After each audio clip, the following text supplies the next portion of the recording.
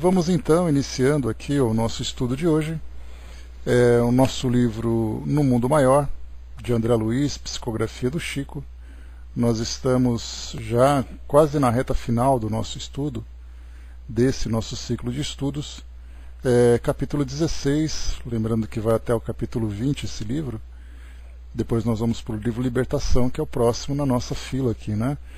E nesse capítulo 16, Alienados Mentais. Nós vimos no nosso encontro anterior Apelo Cristão, onde Eusébio, instrutor espiritual, fazia então uma palestra em que André Luiz, junto com Calderaro, participaram, e tinha como público principal católicos e evangélicos, que apresentavam, né, uma flexibilidade maior na interpretação dos ensinamentos, né, cristãos.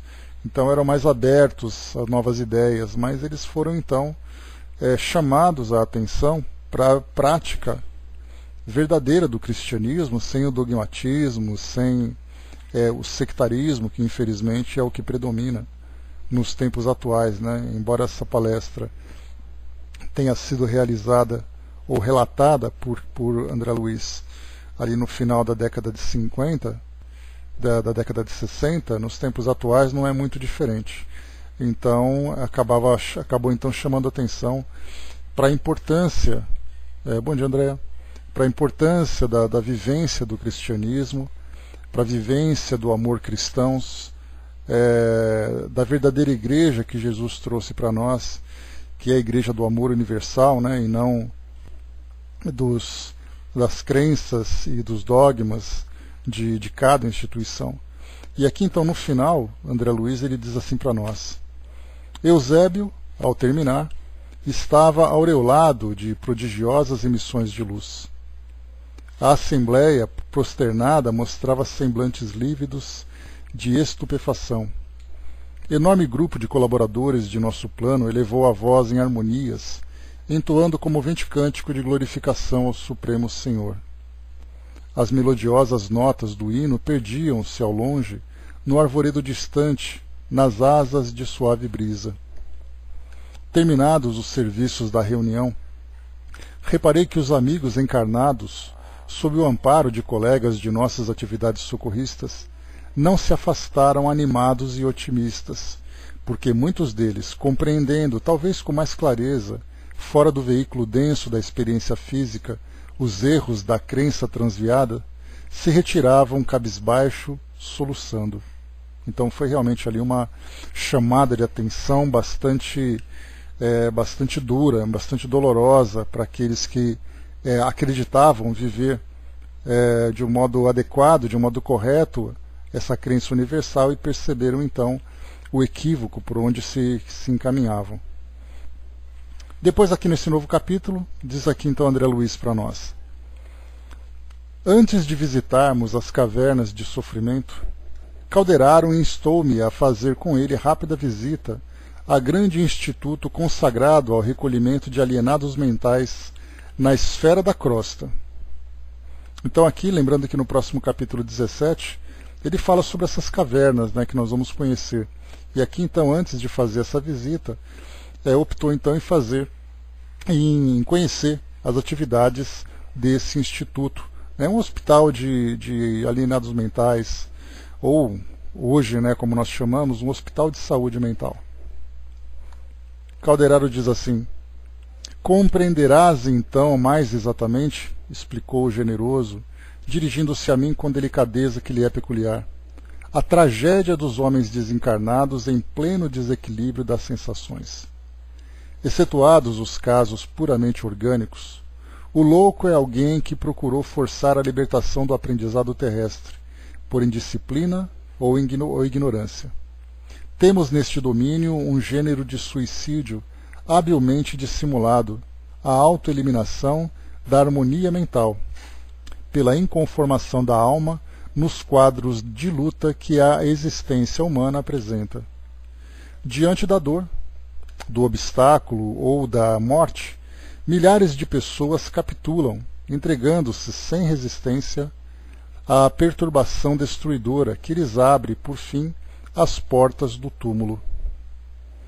A princípio são meros descontentes e desesperados, que passam despercebidos, mesmo àqueles que os acompanham mais de perto. Pouco a pouco, no entanto, transformam-se em doentes mentais de variadas gradações, de loucura quase impossível, portadores que são de problemas inextricáveis e ingratos. Imperceptíveis frutos da desobediência começam a arruinar o patrimônio fisiológico que lhes foi confiado na crosta da terra e acabam empobrecidos e infortunados. Aflitos e semimortos, são eles homens e mulheres que desde os círculos terrenos padecem, encovados em precipícios infernais, por se haverem rebelado aos desígnios divinos, preterindo-os na escola benéfica da luta aperfeiçoadora pelos caprichos insensatos. Bom dia, Marion. Então aqui, lembrando que essa passagem aqui, ela traz para nós praticamente a essência desse livro, porque no Mundo Maior, logo no início, nós lembramos que André Luiz, então, faria um estudo específico sobre o estado mental dos desencarnados e encarnados e as consequências desse estado, na recuperação, nas dificuldades que eles enfrentariam. Então aqui nós vamos falar dos casos mais graves. E aqui uma expressão que ele chama atenção, ele diz assim: primeiro, temos nesse domínio um gênero de suicídio habilmente dissimulado, a autoeliminação da harmonia mental pela inconformação da alma nos quadros de luta que a existência humana apresenta. E aí então nós temos a questão dos relacionamentos afetivos, dos apegos materialistas, das viciações. Então todos esses elementos, todas essas experiências trazem então desafios que muitos espíritos acabam, diante dos quais muitos espíritos acabam sucumbindo. E nesse caso, nós lembramos que a ideia da autoeliminação do mundo material faz com que o indivíduo saia desse cenário do plano físico acreditando que tudo vai acabar. Mas aí então chega no mundo espiritual e encontra a continuidade. Então seja por uma autodestruição que ele se impõe, ou seja, uma desencarnação precoce ou uma desencarnação no seu devido tempo, o espírito então, pelo fato de viver todas essas perturbações no mundo material, acaba depois sofrendo as consequências no plano espiritual. Então ele coloca também aqui, mais uma vez, diante da dor, do obstáculo ou da morte, milhares de pessoas capitulam, entregando-se sem resistência à perturbação destruidora, que lhes abre, por fim, as portas do túmulo. Então nós veremos aqui casos graves de alienação mental. Alguns deles nós já vimos, inclusive, lá no livro Memórias de um Suicida, onde no Hospital Maria de Nazaré, nós tínhamos ali um setor, que era um manicômio, que nesse caso ali acolhia aqueles espíritos que cometiam suicídio. E lembrando sempre, que eu sempre falo para vocês isso, a questão do suicídio, muitas vezes ela é vista como uma questão de saúde pública, então precisando fazer campanhas para esclarecer as pessoas, esclarecer as famílias, esclarecer os institutos de saúde, para que trabalhem na população, oferecendo apoio para evitar que o suicídio aconteça. Também, olhando da perspectiva espírita, muitas vezes nós pensamos que o suicídio vai levar o indivíduo a um sofrimento pelas consequências do ato, pela morte prematura, pelas lesões que ele acaba se infringindo, Mas aí então eu sempre lembro que nós temos um terceiro caminho que nós temos que lembrar sempre, que é a continuidade da angústia que o indivíduo vivia quando era encarnado. Porque se pensa na destruição do corpo, isso é absolutamente importante. Temos também aqui as consequências do suicídio pela autodestruição do corpo físico, isso também é relevante, mas nós temos um ponto mais importante ainda, que é o espírito levar para o mundo espiritual os elementos que provocavam nele toda a angústia que fez com que ele cometesse esse ato. Então, como se não bastasse todo o sofrimento que ele vai enfrentar devido ao ato em si, ele ainda vai sofrer a continuidade daquelas angústias, daquelas dificuldades que ele tinha. Então, nesse caso, nós vemos ali realmente a loucura se instalando, o desespero. Então, no Maria de Nazaré, nós tínhamos ali naquela sessão do manicômio, aqueles espíritos, então, que continuavam sofrendo todas as perturbações, com também juntando ali todos os seus agravantes. E aí, então, o trabalho de regeneração desses espíritos é um trabalho extremamente difícil, muitas vezes exigindo uma reencarnação compulsória para fazer com que ele, como reencarnado, ele consiga se reabilitar, pelo menos o início da sua reabilitação, para depois fazer um trabalho psicológico propriamente dito. A Andrea colocou, quando ele diz autoeliminação da harmonia mental, é por conta dos vícios ou das extremas situações estressantes que vivemos do dia a dia. É pela forma, quando ele fala sobre suicídio, é a intenção que o indivíduo tem de agir contra si mesmo. Então, nesse caso, é a forma como ele age, é a sua rebeldia, é a sua negação, é a sua fuga diante dos desafios que são apresentados. Então, por isso que ele coloca o suicídio, a autoeliminação da harmonia mental. Então, todos nós aqui como encarnados, temos na nossa programação desafios das mais variadas ordens, dos mais variados tipos, que vai nos ajudar nessa promoção espiritual, na nossa elevação. Mas há aqueles, então, que optam por fugas. É o caso, por exemplo, o indivíduo que vive uma degeneração moral, o indivíduo que cai numa viciação por opção. Ainda que seja por fraqueza, ainda que seja por um desequilíbrio, não deixa de ser uma opção. E aí então vem as consequências. Então é nesse sentido que ele coloca para nós. Então tudo aquilo que ele opta para fugir das responsabilidades. Lembrando que essas experiências estão inscritas na sua programação, não simplesmente como um teste qualquer. Ele tem um sentido, ele tem um propósito de acordo com as necessidades do espírito. Então não é simplesmente um desafio que é posto caprichosamente para ver como ele vai reagir. E quando nós temos aquela expressão do Evangelho que diz para nós, ou aquele ditado, que diz que Jesus não traz para nós uma cruz mais pesada do que os nossos ombros podem suportar, então há indivíduos que acham que essa cruz é realmente a mais pesada do que ele pode, e então ele se deixa levar por esse temor, por essa fraqueza. Diz aqui para nós ainda: guardando carinhosamente a observação, acompanhei-o na excursão matinal ao grande estabelecimento, onde os mentecaptos eram em grande número. No primeiro pátio que topamos, compacta era a quantidade de mulheres desequilibradas que palestravam. Uma velha de cabelos nevados, mostrando acerba ferocidade no olhar, enxergava o uniforme da casa como quem arrastasse um vestido real, e dizia a duas companheiras apáticas: na minha qualidade de marquesa, não tolero a intromissão de médicos inconscientes. Creio estar presa por motivos secretos de família, que averiguarei na primeira oportunidade. Tenho poderosos inimigos na corte, contudo as minhas amizades são mais prestigiosas e fiéis. Baixou a voz, como receando espias ocultos, e falou ao ouvido de uma das irmãs em sofrimento: o imperador está interessado em meu caso e punirá os culpados. Segregaram-me por miseráveis questões de dinheiro. Elevando o diapasão, inesperadamente bradou: todos pagarão, todos pagarão. E continuava explicando-se com gestos de grande senhora. Compungia-me observar a promiscuidade entre as enfermas encarnadas e as entidades infelizes que ali se acotovelavam.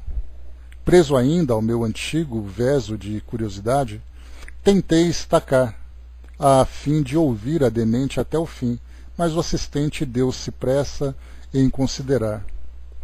Não nos detenhamos. Infelizmente atravessamos vasta galeria de padecimento expiatório, onde nossos recursos socorristas não ofereceriam vantagens imediatas. Aqui quase todos os alienados são criaturas que abdicaram a realidade. atendo-se às circunstâncias do passado, sem mais razão de ser. Essa desventurada irmã já possuiu títulos de nobreza em existência anterior. Perpetrou clamorosas faltas, dando expansão às energias cegas do orgulho e da vaidade. Renascendo em aprendizado humilde para reajustamento imprescindível, alarmou-se ante as primeiras provações mais rudes da correção benfeitora, reagiu contra os resultados da própria sementeira, entregou o invólucro físico ao curso das ocorrências nefastas. E, por fim, situou-se mentalmente em zonas mais baixas da personalidade, passando a residir em pensamento no pretérito de mentiras brilhantes.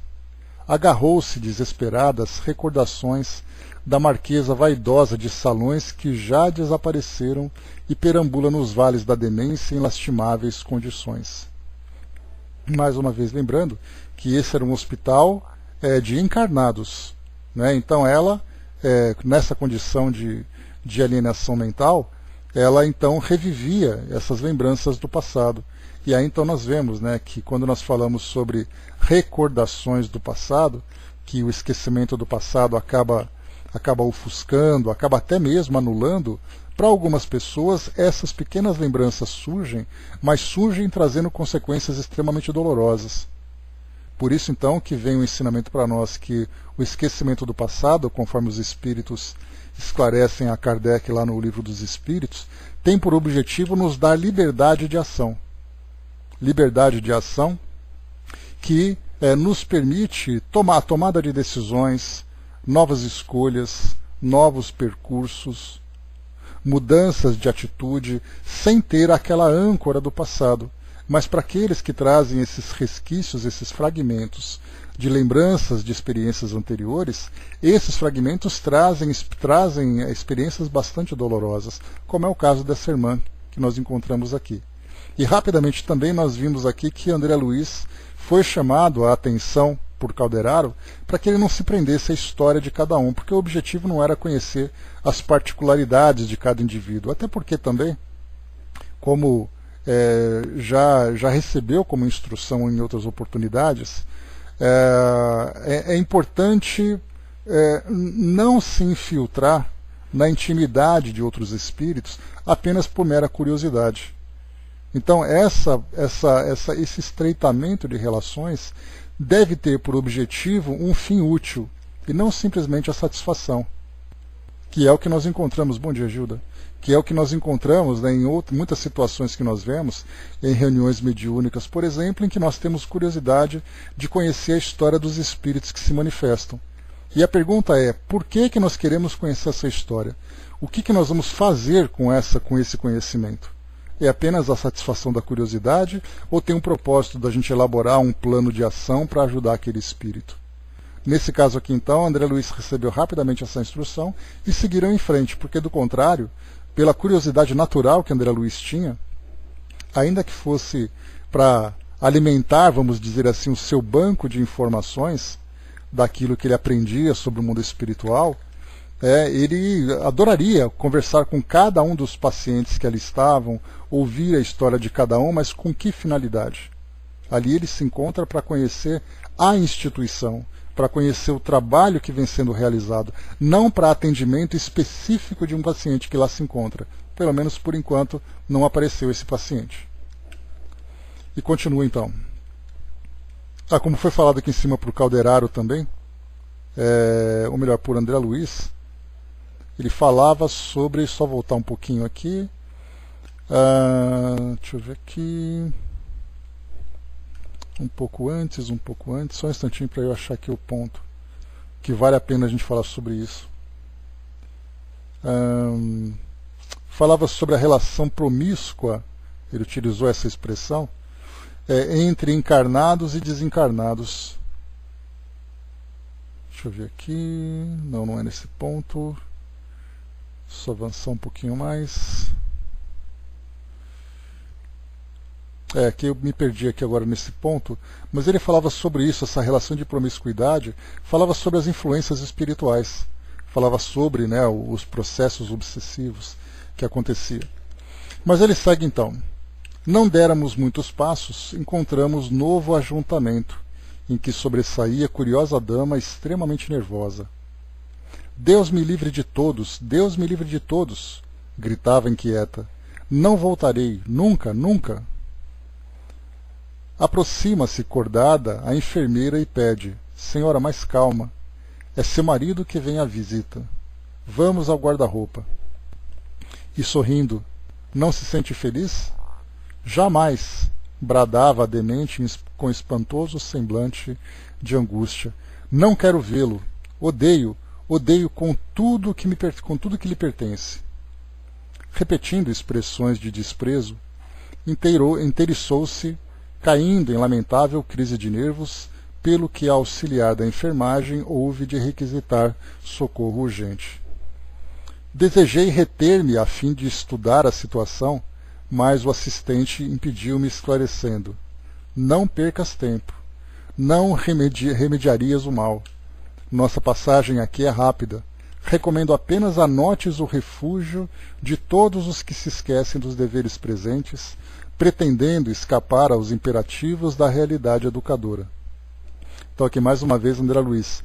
Vem para a realidade, não presta atenção nesses detalhes, que não é da nossa alçada, né? E aqui é importante também a gente lembrar sempre que as primeiras, ou os primeiros trabalhos da doutrina espírita vinculados à nossa medicina terrena, já conversamos sobre isso, se deu exatamente no campo da psiquiatria, que é onde nós encontrávamos as influências espirituais, os processos obsessivos, os distúrbios causados por lembranças do passado. Por isso, então, não foi a ortopedia, não foi a neurologia, não foi a pediatria, a clínica geral, foi a psiquiatria, porque tratava exatamente das questões mentais. De lá para cá, nós tivemos, então, a criação, né, dos grupos de classe, como é o caso, por exemplo, da Associação Médico Espírita, onde outros profissionais, então, né, onde profissionais de outras especialidades começaram a se vincular para estudar, por exemplo, agora, não apenas a questão mental, mas a questão dos fluidos, a medicina espiritual, as consequências do pensamento sobre o organismo, enfim. Começamos então a ampliar um pouco mais essa nossa visão, mas nós vemos que a psiquiatria foi aquela que deu o primeiro passo exatamente para estudar a questão da relação com o mundo espiritual e as questões das influências do passado sobre a mente dos encarnados. Modificou a inflexão da voz e prosseguiu.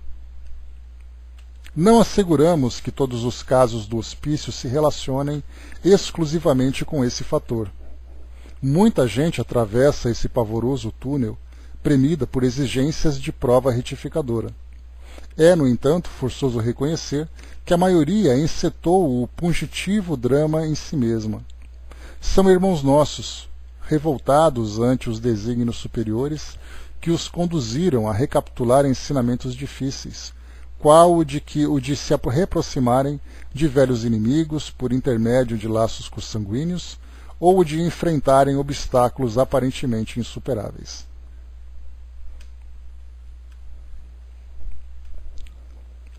Para que se efetue a jornada iluminativa do espírito, é indispensável deslocar a mente, revolver as ideias, renovar as concepções e modificar invariavelmente, para o bem maior, o modo íntimo de ser, tal qual procedemos com o solo da revivificação da lavoura produtiva ou com qualquer instituto humano em reestruturação para o progresso geral.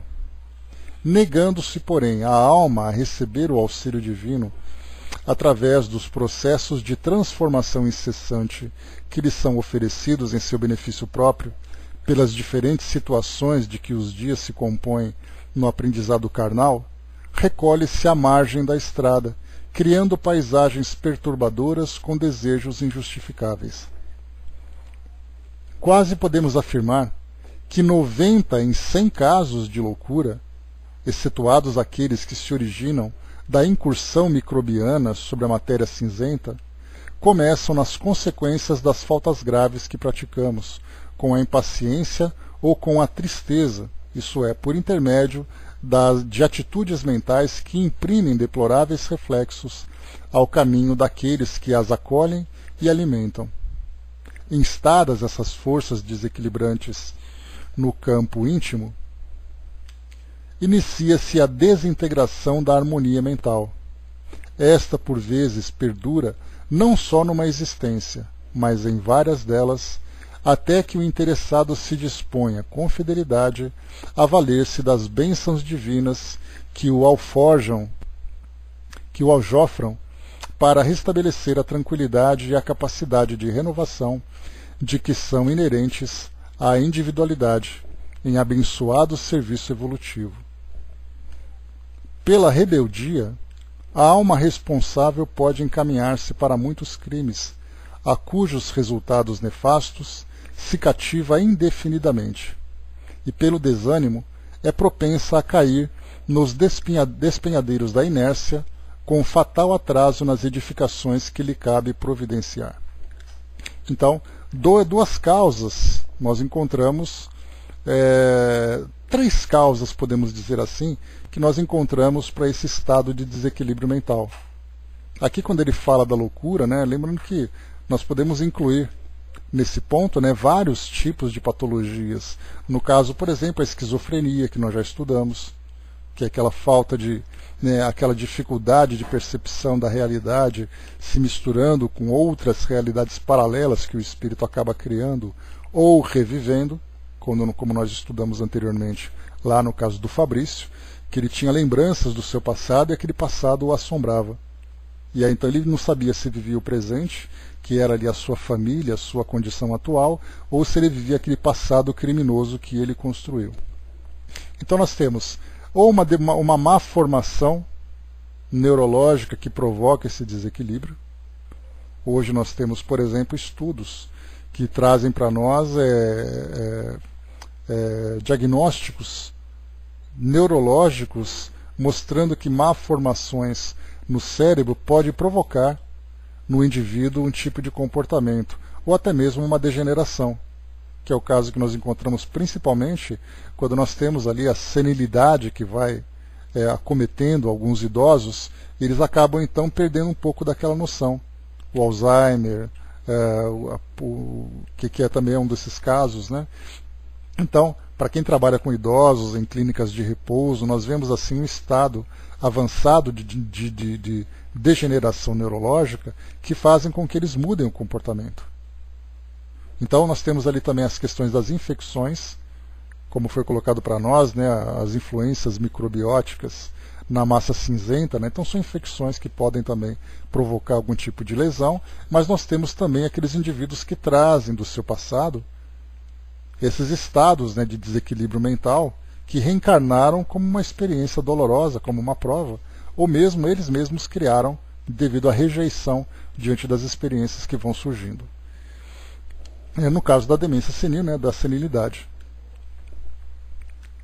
Nesse ponto dos esclarecimentos, penetrávamos extensa varanda no departamento masculino e logo se nos deparou um homem que, de certo, se enquadrava entre os esquizofrênicos absolutos. Rodeavam-no algumas entidades de sombrio aspecto. Semelhava-se o doente a perfeito autômato, sob o guante dos tais companheiros. Exibia gestos maquinais e, ao guarda que se aproximava, cauteloso, explicou em tom muito sério. Venha, seu João, não tenha receio. Ontem eu era o leão, mas hoje sabe o senhor o que sou? Ante o enfermeiro hesitante concluiu. Hoje eu sou a bananeira. Encontraria eu, sem dúvida no caso, excelente ensejo de enriquecer experiências, porquanto de pronto reconhecera a entrosagem completa entre a vítima e os obsessores que lhe eram invisíveis. O desditoso era rematado fantoche nas mãos dos algozes, tipicamente perversos. Calderaro, porém, não me permitiu interromper a marcha. O processo de desequilíbrio está consumado, informou, e não encontrarias possibilidade de recompor-lhe, em serviço rápido, as energias mentais centralizadas na região inferior. O infeliz vem sendo objeto de práticas hipnóticas, de implacáveis perseguidores. Acha-se exposto a emissões contínuas de forças que o deprimem e enlouquecem. Céus, exclamei, aparvalhado, como socorrê-lo? Antes da gente continuar, então a gente lembra que, como colocado por Calderaro, esse é um caso em que um atendimento rápido não surtiria nenhum efeito. Nós vimos em casos anteriores que eles fizeram uma pequena intervenção num caso pontual e depois então eles deram sequência ali no trabalho que eles estavam fazendo. Nesse caso em especial, onde a loucura já está consumada, e nós lembramos que Fabrício, aquele caso de esquizofrenia, teve a desencarnação antecipada para evitar que a loucura se instalasse. Por causa dessas lembranças do passado, daquela culpa, aquela coisa toda. Então, ele desencarnando, rapidamente ele poderia se reorganizar para uma próxima reencarnação, para continuar ali a sua tarefa de crescimento espiritual, de recuperação, né, dos débitos, a quitação dos débitos anteriores. Enfim, ele conseguiria se restabelecer diante dessas leis divinas, né? Nesse caso aqui, nós já temos a loucura instalada. Então, é um trabalho psicoterapêutico muito mais complexo, de muito maior duração, em que os terapeutas do plano espiritual, se nós podemos chamar assim, eles teriam que utilizar recursos que não cabiam então a André Luiz. Não era uma questão de passes, por exemplo, que resolveria o problema. Seria então ali a internação desse indivíduo fazendo uma terapia a longo prazo, seriam reencarnações compulsórias que poderiam ajudar, teria ali um reencontro com o passado, a retirada de obsessores. Então, vários processos, né, ou várias práticas ou técnicas deveriam ser aplicadas para resolver esse caso. E mais uma vez André Luiz se segurando ali para não parar, para poder conhecer o caso de cada um, porque ele sempre achava que cada paciente ofereceria para ele ali uma oportunidade de novos aprendizados. Mas mais uma vez Calderaro então informou que o aprendizado era um aprendizado genérico, superficial, sobre o ambiente, sobre os pacientes que estavam acolhidos, não sobre os casos individuais. Calderaro então esclarece aqui. Trata-se de um homem, acrescentou o orientador, que em encarnações anteriores abusou do magnetismo pessoal. Nós já falamos sobre o magnetismo pessoal, né? É aquele caso, né, de alguém que tem uma influência muito grande sobre as pessoas, e essa influência pode ser positiva ou pode ser negativa. Nós já tivemos exemplos grandes na história da humanidade, em que nós tínhamos, por exemplo, Jesus, em que nós tínhamos Madre Teresa, nós tínhamos o próprio Chico, nós tínhamos Mahatma Gandhi, nós tínhamos Adolf Hitler, e tínhamos outros pensadores aí que não de proporções, pensadores não, indivíduos, né, não de proporções mundiais, mas que mesmo assim exerciam essa influência, no caso de religiosos, no caso de cientistas, políticos, atores e atrizes, personalidades de um modo geral. Então é aquele magnetismo em que você acaba, sempre que se encontra presente num ambiente, se torna o centro das atenções. E aquilo que você transmite de ideias acaba influenciando a mente de outras pessoas. Esse magnetismo pessoal ele é muito poderoso, só que ele é neutro. Ele pode ser usado da forma como, né, de acordo com cada indivíduo. Mas ele traz as suas consequências positivas e também consequências negativas. E aí André Luiz continua. Não pude sopitar a objeção que me nasceu espontânea. Como? As ciências magnéticas são de ontem. Calderaro estampou no olhar a condescendência que lhe é característica e extorquiu. Essa condescendência, na verdade, é aquele olhar que ele dá dizendo, ai meu Deus, vamos lá, vai. É aquele olhar paciente, né? Observando aquele aluno que não entendeu o espírito da coisa. Acreditas que teriam sido iniciadas com Mesmer? E sorridente ajuntou, se considerarmos o sentido literal do texto, o abuso de magnetismo pessoal teria começado com Eva no paraíso. O que ele quis dizer com isso?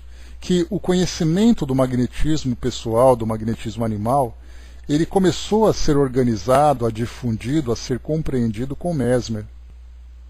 Franz Anton Mesmer, nós lembramos, né, lá no século XVIII, que começou a fazer estudos sobre o magnetismo animal. Mas o que Calderaro está dizendo é que, independente do magnetismo ser compreendido ou não, ele sempre existiu. É como se nós disséssemos que os espíritos começaram então a surgir depois que Kardec trabalhou na organização das bases do espiritismo. E não, os espíritos sempre existiram, sempre influenciaram. Então por isso ele coloca essa frase. Se considerarmos o sentido literal do texto, o abuso de magnetismo pessoal teria começado com Eva, no paraíso. Ou seja, Eva teria influenciado Adão a morder a maçã, ou morder o fruto do conhecimento, né? Lembrando que não é maçã, nós imaginamos a maçã por ter a cor do pecado, entre aspas, que é o vermelho, né? Então nós imaginamos que a Eva estava numa macieira pegando maçã, só que no Oriente Médio não tinha maçã, né? Então era um fruto proibido. Então por isso que ele coloca, se nós considerarmos o sentido literal, ou seja, o que ele quis dizer?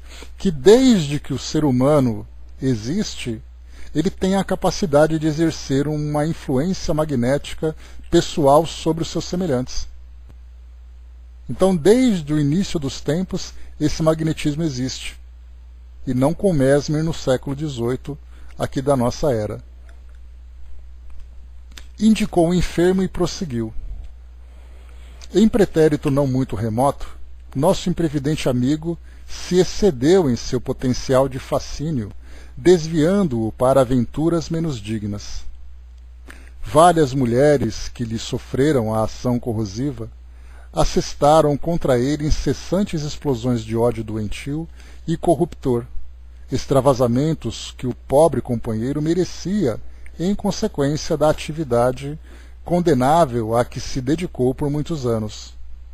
Ou seja, né, ele era ali vamos dizer, o Dom Juan da época, né, com seduções, com envolvimento, só que isso trouxe consequências, porque ele fazia então daquelas mulheres a quem ele seduzia suas vítimas, que depois buscavam vingança. Minado pela reação persistente, mimbou-lhe o cabedal de resistência. Converteu-se, destarte, em joguete das forças destrutivas, às quais, a bem dizer, voluntariamente se unira, ao abraçar entusiasta a declarada prática do mal. Até quando se demorará em tal atitude, não será possível prever. Então ele já começa a trazer para nós aqui uma previsão. Não se sabe quanto tempo ele vai ficar estacionado nessa condição. Bom dia, abraço. Geralmente, ao delinquirmos, podemos precisar um instante exato de nossa penetração na desarmonia. Jamais sabemos, porém, quando soará o momento de abandoná-la. Sabe-se o início, mas não se pode prever o fim. No retorno à estrada reta, através de atoleiros em que chafurdamos, por indiferença e má-fé, não podemos prefixar calendários para a volta. Implicamo-nos em jogos circunstanciais de que só nos despeamos após doloroso reajustamento. Por isso, então, nós lembramos, né, que quando se fala sobre esse estado de perturbação e até desequilíbrio mental, os espíritos dizem para nós que um estágio errante daquele indivíduo, né, ou o estágio de desequilíbrio que ele vivencia, pode durar anos, pode durar décadas, pode durar séculos, podendo até mesmo chegar a milênios. No tempo que o espírito leva, sofre nesse desequilíbrio, contando reencarnações que vão surgindo ali no decorrer da sua trajetória. Então são situações que simplesmente não podemos prever, porque depende muito do espírito, dele mesmo, trabalhar pelo seu reajustamento. Só que nem sempre é fácil. Observando-me a admiração ante a experiência hipnótica que os frios verdugos levavam a efeito, o assistente considerou: não te impressiones. A morte física não modifica de súbito as inteligências voltadas ao mal, nem o duelo da luz com a sombra se adstringe aos estreitos círculos carnais. Logo após éramos surpreendidos por dois velhinhos atoleimados a pronunciar frases desconexas. O tempo, elucidou o orientador indicando-os, acaba sempre por denunciar a nossa posição verdadeira. Quando a criatura não haja feito da existência o sacerdócio de trabalho construtivo que nos cumpre na Terra, os fenômenos senis do corpo são mais tristes para a alma, pois, nesse caso, o indivíduo já não domina as conveniências forjadas pelo imediatismo humano, patenteando-lhe a fixação da mente nos impulsos inferiores. Milhões de irmãos nossos permanecem séculos afora na fase infantil do entendimento, por não se animarem ao esforço de melhoria própria. Enquanto recebem a transitória cooperação de saúde física relativa, das convenções terrenas, das possibilidades financeiras e das variadas impressões passageiras que a existência na crosta planetária oferece aos que passam pela carne, esteiam-se nos títulos de cidadãos que a sociedade lhes confere. Logo, porém, que visitados pelo morbo, pela escassez de recursos ou pela decrepitude, revelam a infância espiritual em que jazem. Voltam a ser crianças, não obstante a idade provecta manifesta pelo veículo de ossos, por se haverem excessivamente demorado nos sítios superficiais da vida. Aqui o que ele quer colocar é que esse estado de senilidade que muitas vezes acomete muitos idosos, né, que atingem essa idade mais avançada, nós encontramos comportamentos realmente infantis, comportamentos desequilibrados, típicos mesmo de uma criança, né, desorientada, de uma criança sem as responsabilidades. No caso, por exemplo, um dos instintos mais primitivos que acabam se aflorando nessa época é o da sexualidade. Idosos, por exemplo, que perdem completamente o pudor nesse momento. No caso, por exemplo, também da mesma forma, né, acabam se tornando crianças novamente, tendo comportamentos infantis, ou seja, né, mudam completamente a personalidade, mesmo que eles tenham tido durante a sua vida de saúde mental aquele comportamento de responsabilidade, de seriedade, né, de atitudes, e de repente chega nesse fim da vida, eles começam então, né, ou nessa fase da vida, a ter essa mudança de comportamento. Porque se o cérebro perde, por exemplo, essas travas morais, ele acaba manifestando exatamente aquilo que ele traz no seu conteúdo. Se antes ele era contido por uma convenção social, porque ele sabe que não pode se comportar assim na frente dos outros, ele sabe que não pode fazer isso porque ele vai ser julgado, porque ele vai ser criticado, então ele vai se segurando, mas dentro dele existe ali todo aquele sentimento em ebulição. E aí então, quando chega esse momento em que ele perde essas noções da realidade, esses sentimentos então voltam a aflorar. Uma pena que nós não tenhamos aqui conosco hoje um psiquiatra para falar especificamente sobre esse trabalho que é feito com esses tipos de paciente, que nós encontraríamos histórias engraçadas para quem observa, mas ao mesmo tempo muito triste, porque o indivíduo tem esse tipo de comportamento sem ter noção do que faz. E isso traz para ele um grande constrangimento. Então, quer dizer, é engraçado para quem olha. Aquele velhinho que está dançando, aquele velhinho que está fazendo aquela coisa, aquele velhinho que ficou safado de repente, e todo mundo dá risada e começa a falar, mas para ele é algo muito constrangedor. Muitas vezes ele até percebe o que está fazendo, mas quando ele percebe, ele já fez. E isso vai trazendo para ele uma angústia muito grande, um estado depressivo muito profundo, e ninguém sabe por quê. Porque todo mundo acha aquele velhinho engraçado, aquela velhinha engraçada. E a coisa não é assim. E aí então a gente vê aqueles idosos que muitas vezes manifestam uma inocência infantil, que é exatamente esse estado de infantilidade que eles mostram para nós aqui, sendo que ele não era assim. Aí tratam com carinho, você toca uma música, ele fica batendo palminha, ele fica dançando, ele gosta de fazer isso e tudo mais, ele fica feliz. Nós vemos uma criança feliz, não mais aquela pessoa madura e ativa como tinha anteriormente. É uma mudança realmente muito complexa e que nós precisamos ter uma compreensão, principalmente para quem tem contato com idosos, né? Seja em casa, seja num trabalho, numa atividade voluntária, não importa onde seja. A Andréa colocou, né, acha que é o meu maior medo, né, muito triste, né?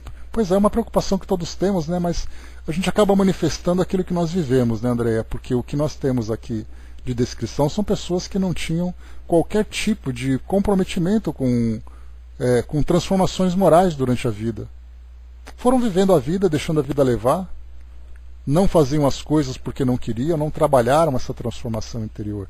Nesse ponto da vida, então, as coisas se manifestam. Mas esse comportamento não quer dizer que ele era assim. A mente que se desvia pela degeneração. Quando se perde nessa degeneração, você mostra aquilo que você era. Porque essa degeneração, como eu comentei com vocês, geralmente ela tira todo aquele pudor, tira aquelas travas morais que eu comentei com vocês. Então a gente acaba mostrando aquilo que nós tínhamos represado dentro de nós.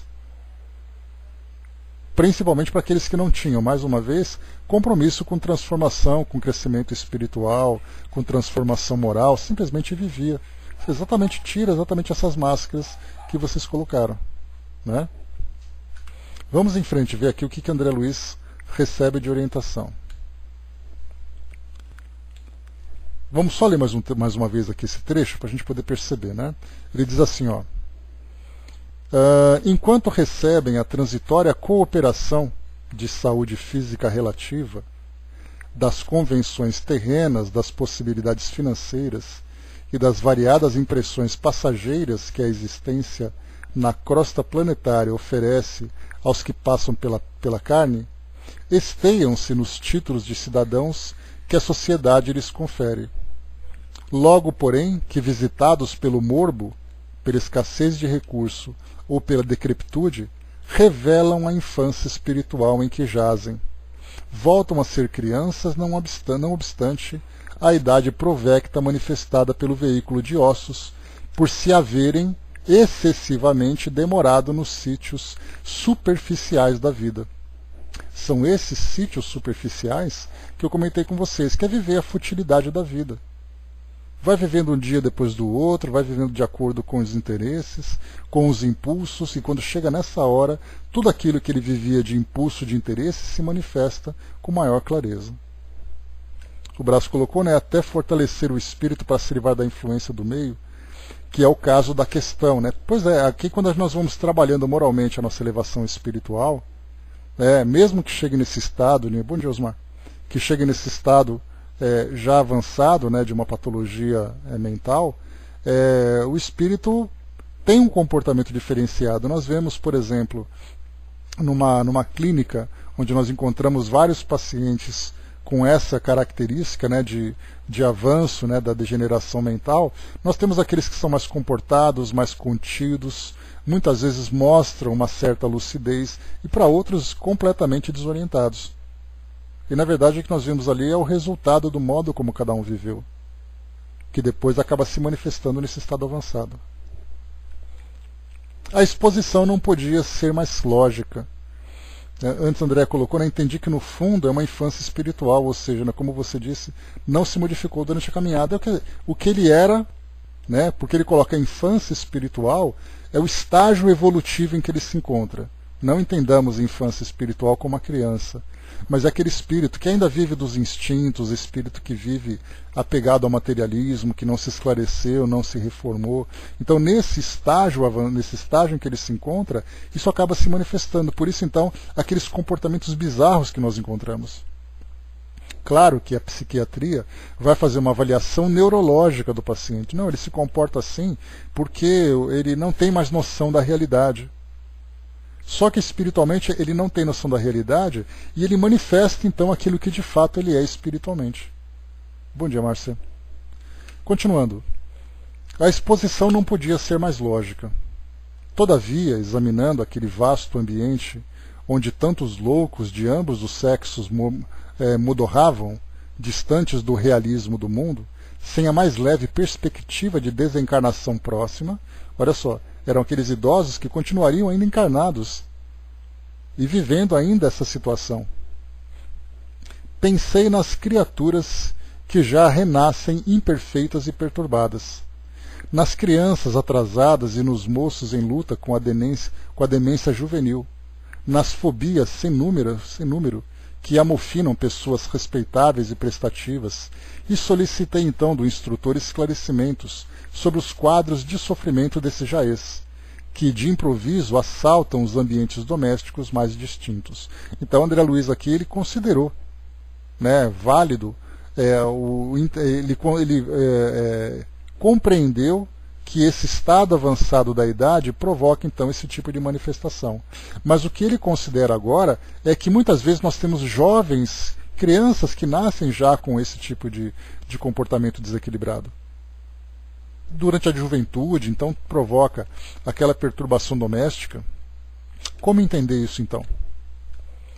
O assistente não se surpreendeu e observou. Estudamos aqui, André, a messe das sementeiras, assim do presente como do passado. Ponderamos não só a aprendizagem de uma existência efêmera, mas também a romagem da alma nos caminhos infinitos da vida imperecível que segue sempre, vencendo as imposições e as injunções da forma, purificando-se e santificando-se a cada dia. Verificarás conosco afligente quadro de padecimentos espirituais, e é provável que apreendas num hospício humano, algo dos desequilíbrios que afetam a mente desviada das leis universais. Em verdade, a alienação mental começa a descida da alma às zonas inferiores da morte. Através do manicômio, é possível entender, de certo modo, a loucura dos homens e das mulheres que, aparentemente equilibrados no campo social da crosta terrestre, onde perambulam os eternos valores divinos por satisfações ilusórias imediatas, são relegados depois, além do sepulcro, a inominável desespero do sentimento. Então, até aqui, ele diz para nós que eles vivem, então, no seu dia a dia aqui na sociedade, dentro das convenções sociais, mostrando uma face aceitável para a sociedade, que quando chega no mundo espiritual acaba se manifestando esse estado de loucura. Que é esse desespero humano que ele coloca para nós. Quanto às perturbações que acompanham a alma no renascimento ou na infância do corpo, na juventude ou na senilidade, é mister reconhecer que o desequilíbrio começa na inobservância da lei, como a expiação se inicia no crime. Adotada a conduta em desacordo com a realidade, encontra o espírito invariavelmente em todos os círculos onde se veja os efeitos da própria ação.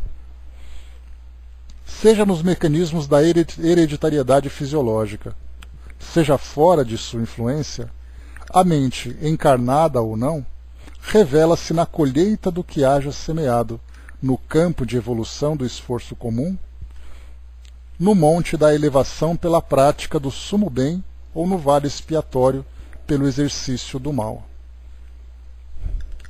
Antes de continuarmos, nós temos então toda reencarnação que traz para nós algum sinal de desequilíbrio na harmonia física, desequilíbrio na harmonia mental, sempre tem algo de negativo que o espírito vem vivenciando. Aquele espírito que traz a sua saúde plena no campo social, no campo moral, no campo físico, no campo emocional, no campo espiritual, lembrando aqueles 5 pilares do homem integral de que Joana de Ângeles fala para nós, o biológico, o psicológico, o espiritual, o social e o... qual era o outro? Deixa eu ver. Social, moral, social, emocional, físico, espiritual e mais um que eu esqueci, eu vou falar em seguida para vocês. Todos esses campos que nós temos, esses pilares todos, se nós reencarnamos em pleno equilíbrio, vamos lembrar, é o social, o psicológico, o biológico, o emocional, que no caso seria o psicológico, está faltando um. O espiritual e o espírita, são 5 na verdade, Então vamos lá, psicológico, social, biológico, espiritual e espírita. Qual a diferença de espiritual para espírita? Espiritual é o indivíduo, então, nessa relação que ele tem com seu próprio passado, com sua própria natureza. O espírita é a relação que ele tem com o mundo espiritual, no caso, por exemplo, das influências. Então, se nós reencarnamos trazendo uma harmonia nesses 5 campos, significa que nós estamos mostrando uma condição evolutiva satisfatória Nós estamos crescendo cada vez mais e significa que se nós reencarnamos nesse círculo de harmonia, mostra que nós temos então um passado já também trabalhado com equilíbrio. Nós não temos expiações dolorosas, nós reencarnamos no mundo de provas e expiações porque ainda temos uma relação, né, com o nosso passado. Né? Eu não entendi, então vamos de novo. Ó. Essa parte de espiritual e espírita. Espiritual é o indivíduo espírito como ele é. Sendo espírita, ele tem o seu passado, ele tem o seu trabalho evolutivo, ele tem o seu desenvolvimento moral, ele tem o seu estágio de evolução. O espírita é a relação que ele tem com o mundo espiritual, por exemplo, no caso das obsessões, do vínculo que ele tem com os espíritos familiares, com os espíritos amigos. Porque eu posso reencarnar como um espírito perturbado. Significa que espiritualmente eu estou desequilibrado. E eu ainda tenho obsessores que são meus inimigos do passado. Esse é meu vínculo espírita. Então, a diferença de espiritual e espírita nós falamos quando tendo a nossa relação com o mundo espiritual nos nossos relacionamentos, principalmente nesses relacionamentos. Né? Já o espiritual é essa ideia genérica do estágio evolutivo em que nós nos encontramos, com os nossos débitos, com as nossas conquistas, com a nossa evolução. Então essa é a diferença dos dois. Quando nós falamos dessa relação espírita, a pergunta é: com quem nós estamos vinculados com o plano espiritual? É um vínculo saudável ou é um vínculo perturbador? É um vínculo destrutivo, negativo? Então, porque todos nós reencarnamos com esses vínculos do passado. Mas como são esses vínculos? Quem são aqueles espíritos que nos acompanham? Nós vemos, por exemplo, nesse paciente que André Luiz avalia, que primeiro ele traz o seu próprio desequilíbrio. Espiritualmente ele se encontra completamente desequilibrado. E dentro dessa relação espírita, ele traz ali os seus obsessores, que são aqueles inimigos do seu passado. Essa relação também faz muita diferença. Então, de um modo geral, se nós reencarnamos trazendo desequilíbrio, ou trazendo desequilíbrios nesses aspectos, mostra que nós ainda estamos num estágio atrasado de evolução. E precisamos fazer aquele trabalho, né, o trabalho difícil, aquele trabalho intenso ou intensivo, para nós crescermos cada vez mais e irmos dissipando esse passado doloroso. Para aqueles que reencarnam trazendo esses desequilíbrios graves, como nós vemos aqui, são aqueles espíritos mais atrasados ainda. Então, aquilo que nós vamos trazendo no nosso planejamento reencarnatório e nas experiências que nós estamos vivendo mostra exatamente o estágio em que nós nos encontramos. Por isso é colocado para nós, né? Como diz aqui agora o Calderaro, diz assim: o assistente que se dispunha a retirar-se fitou-me demoradamente e rematou: o louco, em geral, considerando-se não só o presente, senão até o passado longínquo, é alguém que aborreceu as bênçãos da experiência humana, preferindo segregar-se nos caprichos mentais. E a entidade espiritual atormentada após a morte é sempre alguém que deliberadamente fugiu às realidades da vida e do universo, criando regiões purgatórias para si mesmo. Então, essas regiões purgatórias são as experiências que ele está vivendo. Se nós estamos, por exemplo, num relacionamento afetivo, num casamento, é um casamento com atritos, é um casamento de difícil relacionamento, que nós vemos ali aquela característica de um casamento expiatório, isso mostra então que o espírito traz débitos graves do passado e que esse casamento, essa relação, não só o casamento, né, mas a relação familiar de um modo geral, é uma relação de reajustes. Reajustes complicados, reajustes problemáticos. Aquele que reencarna, por exemplo, numa família harmoniosa, mostra que, pelo menos no seu passado, junto a esse círculo mais íntimo, ele conseguiu então fazer os ajustes que eram necessários. Se é uma família então plenamente harmoniosa, são familiares espirituais que se encontraram na família consanguínea. Então ele coloca aqui especificamente do louco em geral, mas não podemos falar da questão social.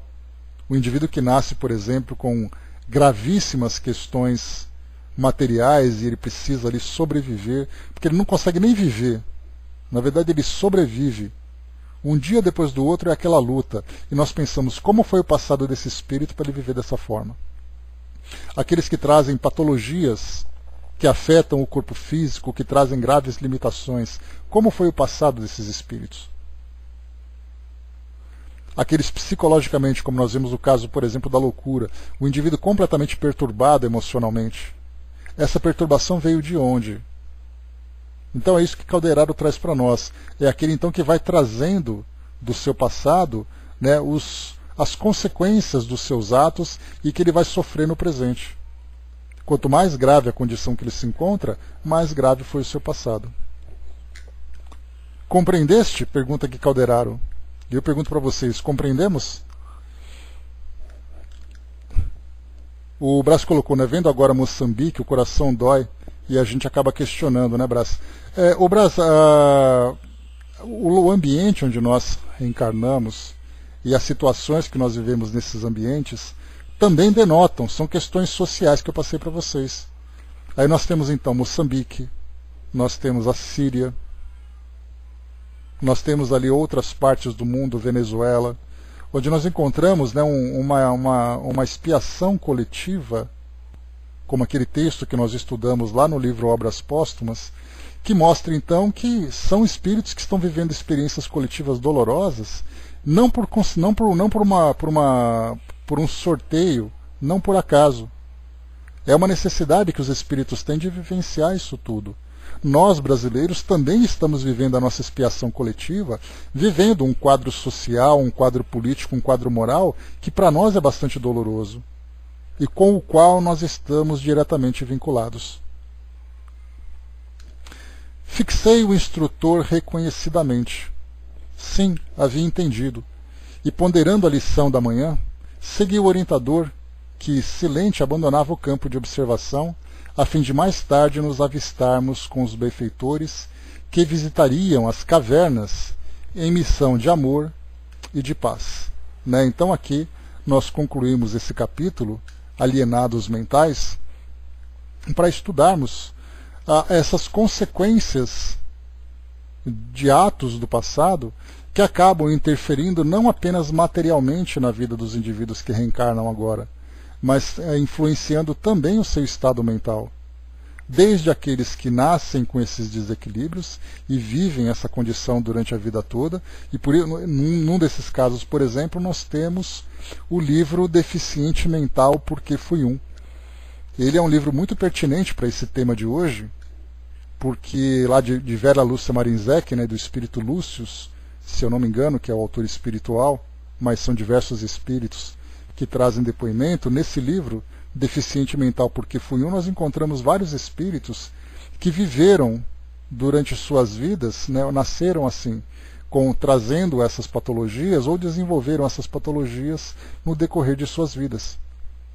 Então tivemos espíritos, por exemplo, com síndrome de Down, espíritos com autismo, espíritos com paralisia cerebral, com traumatismo crânioencefálico, e dentre outras patologias, né, me lembro de um caso de um jovem que ele desencarnou com overdose. Ele era saudável, tinha sua família, se tornou um usuário de drogas, se tornou um dependente químico e acabou desencarnando por uma overdose. Na encarnação seguinte, ele nasceu com o seu psiquismo completamente desorganizado, começando fisicamente, porque o seu cérebro, danificado pelo uso das substâncias, acabou trazendo sequelas para a encarnação seguinte. E aí então ele viveu aquele estado, depois ele desencarnou, trazendo todo aquele desequilíbrio, e aí depois ele contou sua história. No caso do autismo, no caso da síndrome de Down e outros tipos de patologia. Então, quando nós falamos em causa e efeito, e nós falamos sobre provas e expiações, e sobre os efeitos do passado sobre o presente, nós não podemos ignorar esse vínculo que nós temos com a nossa própria história, com a história que foi construída. Então, em todos os ambientes, né, uma relação perturbada que o indivíduo tem com alguém próximo, no seu ambiente de trabalho, na sua família, e dentro da família uma relação entre pais e filhos, entre casais, enfim. Por que existe esse atrito, por que existe essa dificuldade? para nós que estudamos a doutrina espírita, temos um conhecimento desse passado. Para muitos é só que simplesmente uma questão de sorte e azar. Ah, porque o indivíduo não deu sorte e teve um casamento horrível e teve aquela família complicada, porque ele nasceu na miséria. Aí nós paramos, transcendemos esse cenário atual e nós começamos a olhar no passado como foi a vivência desses espíritos. Porque aí então nós consideramos, e é algo que nós não podemos descartar, a questão da lei divina. As leis de Deus são perfeitas e elas não impõem ao indivíduo um sofrimento apenas por um mero capricho. Na sociedade terrena, onde nós temos uma visão materialista, nós fazemos uma interpretação assim. Não, ele está vivendo isso porque é assim mesmo. O indivíduo traz uma doença, uma deformidade física, um estado mental, porque a natureza mudou aquele gene, porque o seu corpo físico não veio perfeito como deveria vir, porque a natureza realmente não é perfeita. Então é uma interpretação superficial que se faz. Mas aí então nós olhamos para o passado e começamos a interpretar o nosso próprio passado, interpretar sim, de um modo genérico, porque nós não nos lembramos, graças ao bom Deus, nós não nos lembramos dos fatos que nos trouxeram até aqui. Mas essa compreensão faz com que a partir daqui nós tenhamos uma vivência diferente. E nós observamos aqueles próximos a nós, que vivem essas experiências, nós olhamos a nossa sociedade, nós olhamos o nosso planeta, percebendo que as coisas não acontecem ao acaso.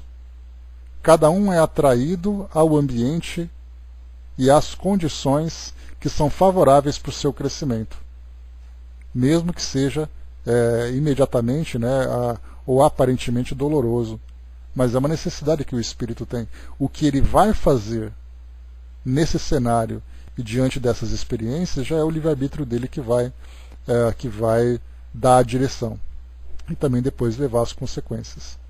Então aqui nesse caso nós fizemos um estudo, para finalizarmos o nosso trabalho de hoje, nós fizemos um estudo sobre alienados mentais, mas como sempre nós podemos extrapolar essa lição de hoje aplicando nas mais variadas situações.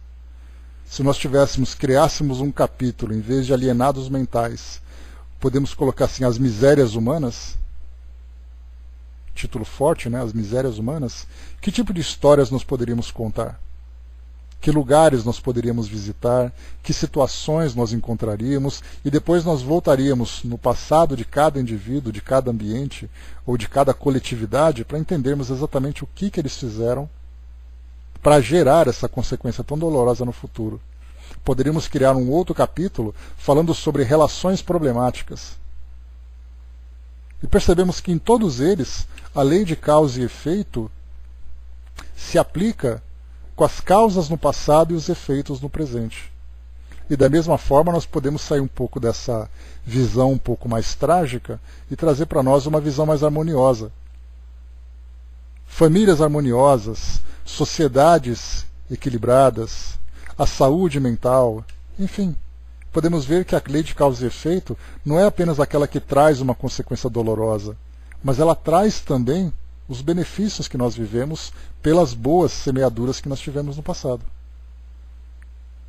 A ideia de causa e efeito é sempre uma ideia dolorosa, é igual a expressão karma que é utilizada. Não, porque eu estou vivendo um karma, Então todas as desgraças nós pensamos, ninguém pensa nos benefícios. Você pode estar vivendo essa dificuldade. Como o Braço colocou ali sobre os moçambicanos, nós vivemos uma complicação, mas nós não passamos por aquilo.